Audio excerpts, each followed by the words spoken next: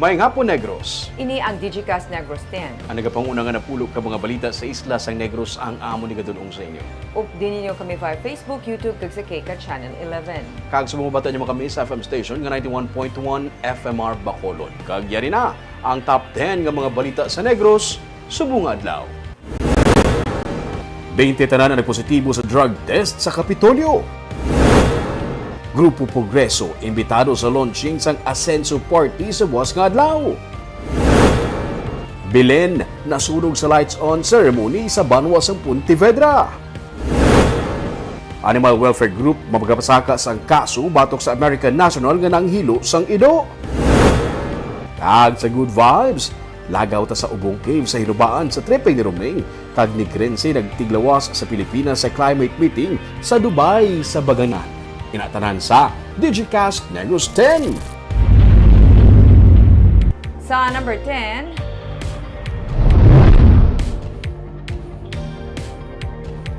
LPA ang sulod sa PAR was nga adlaw pagatawgon nga kabayan kung mangin bagyo na.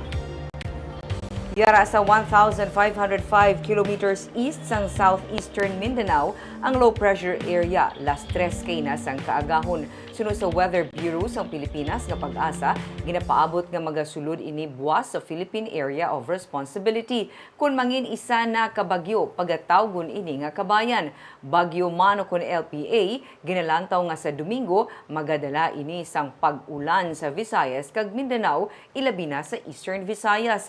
Sa Subong, ang northeast monsoon ang nag-aapekto sa Luzon, samtang ang easterlies naman ang nag-aapekto sa Visayas kag Mindanao.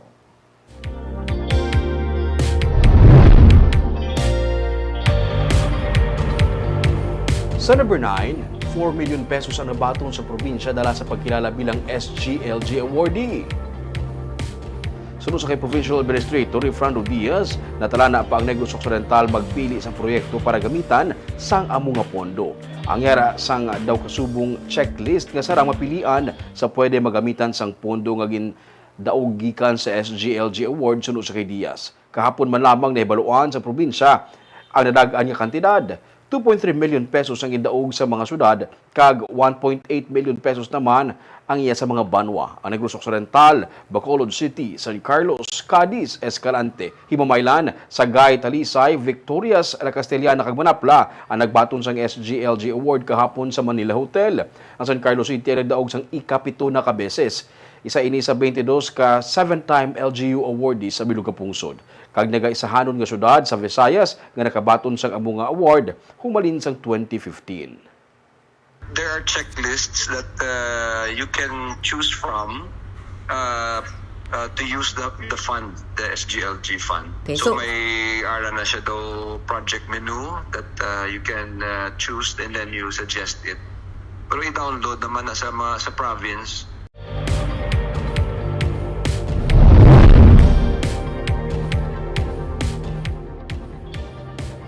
sa number 8, 5th District Representative Dino Yulo ang nagaupod sa panawagan para sa national nga intervention agud tumapahagan-hagan ang paglubo sa presyo sang kalamay.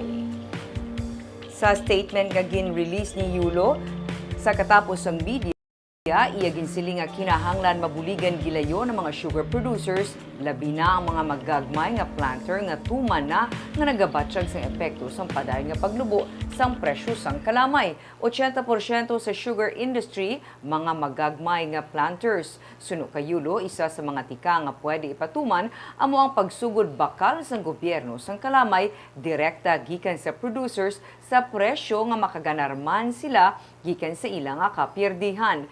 Napatuman ang kasubong nga tikang sa nagmando man sadto ang gobyerno sa National Food Authority nga magbakal sang palay sa mga mangunguma. Pwede man suno kay Yulo nga ang gobyerno pwede direkta magbaligya sa mga consumers para manaog man ang retail prices.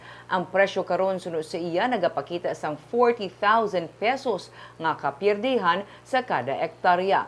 Mga small farmers ang nagapanag-iya sang 1-3 ka ektarya. Sa number 7,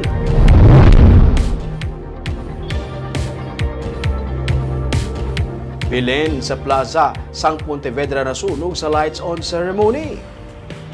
Nasunog ang bilen sa plaza sa Pontevedra samtang ginapatigayon ang lights on ceremony sa kagabi. Sunod sa kay Acting Municipal Fire Marshal sa Pontevedra na si SFO4 Norvic Manghubat na short circuit ang wire sa balay-balay sa bilen gahimo sa kugon kag kawayan.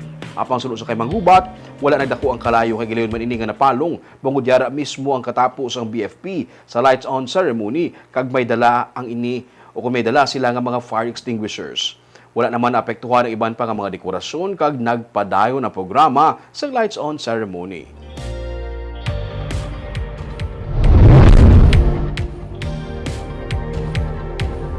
Sa number 6, mga pet owners upod ang Animal Welfare Group ang desidido ang magpasaka sang reklamo batok sa foreign national nga ginaalegar nagpanghilo sa mga layaw nga ido.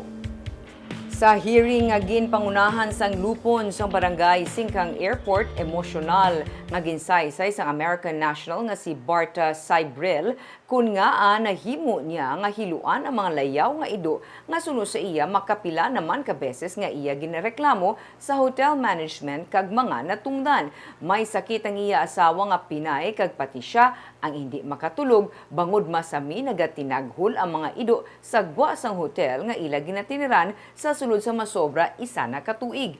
May mga tag-iya sang ido nga nagserbe tagreklamo kag nagtindog saksi nga nagabaliskad kag nag-isol para sa gintanyag nga areglo sang foreigner.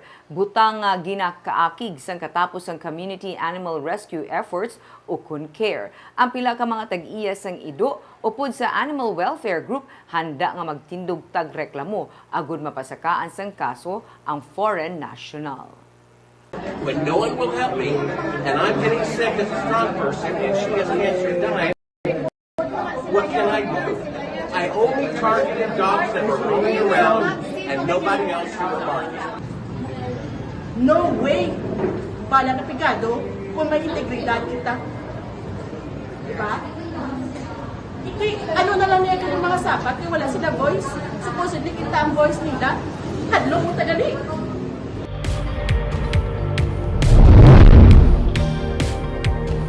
Sa number 5, 1.5 billion pesos kabalor sa suspected shabu nakuha sa bypass operation nga ginpatigayon sang CDEU sa Barangay 2 sa Bacolod City.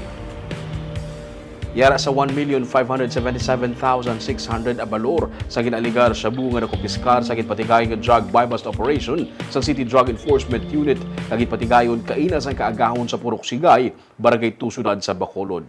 Duha ka mga binugkos nga plastic kag apat ka mga sachet sang illegal nga droga nga nagabugat sang 232 grams ang nakuha gikan sa mga subjects ng operation nga sanday Michael John Tabara kag John Clyde Piliora. Si Tabara ang ginakabig nga high-value individual drug personalities ang kapulisan. Detain karon sa custodial facilities ng PNP ang duha ka mga nadakpan samtang ginahanda ang mga dokumento sa pagpasaka sang kaso nga paglapas ng Republic Act 9165 o kung Comprehensive Dangerous Drug Act of 2002 batok sa ila.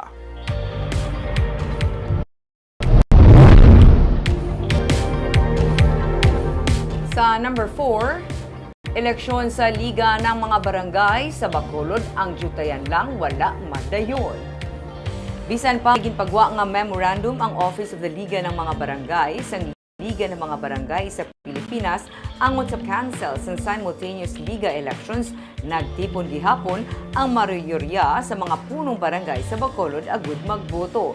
Inoras man ang nagligad na bato ni Liga ng mga Barangay President punong barangay Lady Gles Palien ang mando nga naga-recall sa ang ginpagwa nga memo sang National Office. Ginpahayag ni Palien nga kadaman sa mga liga ng mga barangay ang wala nagbayad sang dues rason nga nagpagwa sang memorandum ang Liga National Office. Nangin matawhay naman ang eleksyon kundi inliwat nga napili si Palien bilang unopposed Liga ng mga Barangay President. Unopposed man si Vice President punong barangay Franz Chonco sang Barangay Mansilingan kag auditor nga si punong barangay Lindy De Leon sang Barangay Vista Alegre. Napili bilang Board of Directors Sanday punong barangay Armando Vito sang Granada, punong barangay Jerry Tingson sang Estefania, Romel Flores sang Villamonte, Baldo Benjamin sang Banago, Barangay Sumag punong barangay Rodney Carmona, Barangay Pahanukoy, punong Barangay Yolanda Noble, Barangay Captain Lope Ledesma, sang Barangay 24, kag Barangay Captain John Pitieres, sang Barangay 30. Kita sa ila na trust, and of course mapanawagan man kita for another year or another term of unity, hard work, and respect and cooperation sa tagsilag is tuduanan ng iba na barangays how to prepare annual budget kay di mo prepare ang budget sa buong for ratification and review. Then second, power through training and seminar, may barangay newly elected officials para na sa members.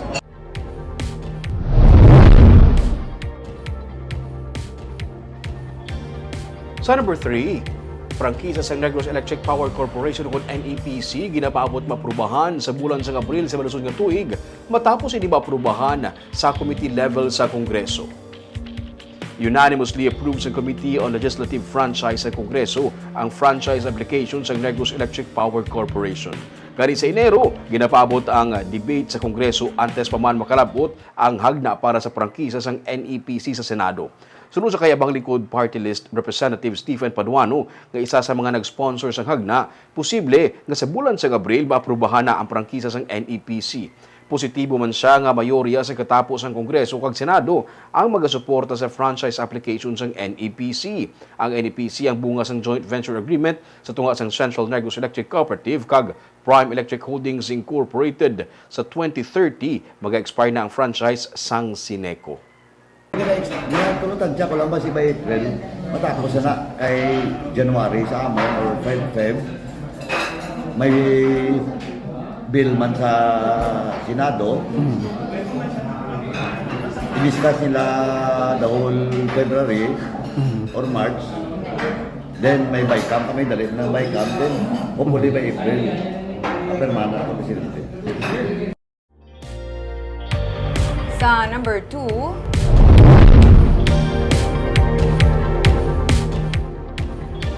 pila ka mga katapos ang Grupo Progreso ang mangin kabahin sang kapin 40,000 nga magatambong sa launching sa igatukod nga Asenso Party. May report si Nico Delfin.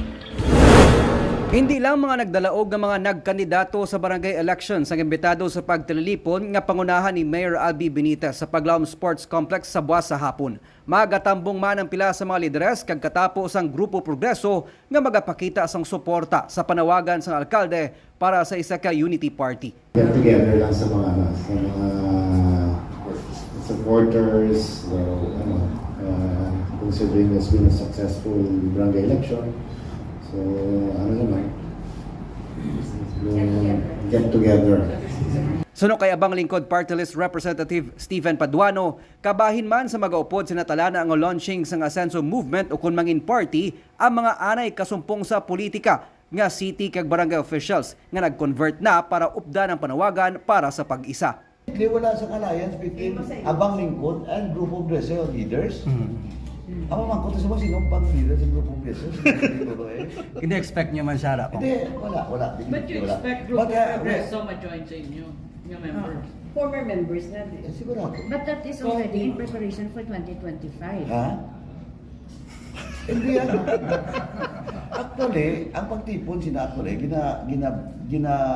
ginatingwaan ta nga Unify Bacolod City through Mayor Albi.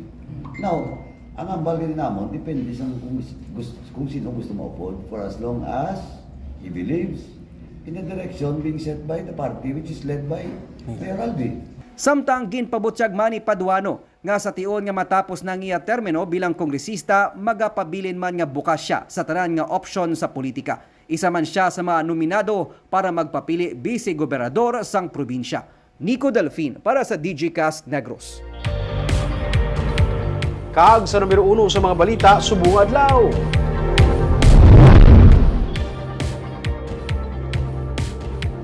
Tanan na nagpositibo sa paggamit sa legal nga droga base sa drug test nga ginpatigayon sa Kapitolyo Probinsyal. Sunod sa kay Provincial Administrator Efrando Diaz, sa masobra 2,300 nga napaidalom sa drug testing sa nagligad nga December 11 kag 12, 19 nagpositibo sa paggamit sang shabu kag isa na positibo sa paggamit sa marijuana. Kula labot sa 20, may 16 ka iban pa nga ang ilang resulta nakitaan nga mayara sang faint traces sang shabu. Sunod sa kay Diaz, ang resulta sang 36 ka nalakip sa mga nagpositibo kag mayara sang faint traces sang shabu ang ipaidalom sa confirmatory test. May isa ka semana sunod sa iya kag bagwa ang resulta. May mga ngalan nga sang natungdan nga mga persona si Diaz kag napahibalo na ang gobernador bahin diri. Dugang pa ni Diaz, base sa resulta kinahanglan ang regular nga testing para mapasiguro ang workplace nga drug-free kag ang mga nagapangalagad sa publiko ang yara sa nagakaigo nga kondisyon. I also informed Gov about this and we already talked na ang mga COS, JOs, or casuals that will be found positive will no longer be renewed. Ang ato naman yung regular employees na mag-positive will be subject to administrative proceedings.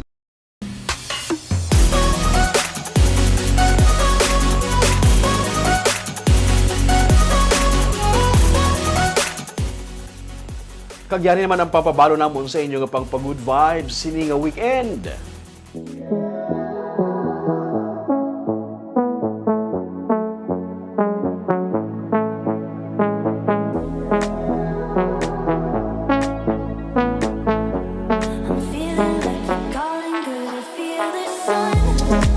Ini ang ginatawag nga Little Boracay, isang hinubaan, white sand beach, pero ang pinasahi si Dre kay napatungan sang duha ka mga kuweba. Diri halos nagatabo ang baybay kag ang bukid kag naipit sa tunga ang white sand.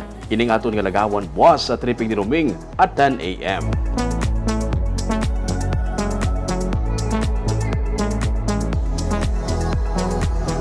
Kag isa naman ka negrense ay nagtiglawas sa Pungsod, Pilipinas para sa isa ka climate meeting sa Pungsod, Dubai aton sa kinalahon sa Paganihan. Parb talag sa nakakita na nga may beach, may bukid, may cave. Kompleto, isa in one nga kalagtuan lang aratanan. Sa una, may nandun Dubai ko, gin-invite ang katapos sa media. Wala ko na kaupod. Dapat palang tawagin para feeling mo nakakanto. Kaagam ito mga balita sa Negros Subunga Adlaw. Kay man sa panahon karon importante nga may ihibalo ka sa nagakatabo sa imo nga palibot. Pero dapat balanse kung ikang eksakto ang mga impormasyon. Padayon kami nga magapangalagad sa Necrosano. Ako si Barbara Mijares. Tubtub sa Lunes, ako naman si Romeo Subaldo. Happy weekend!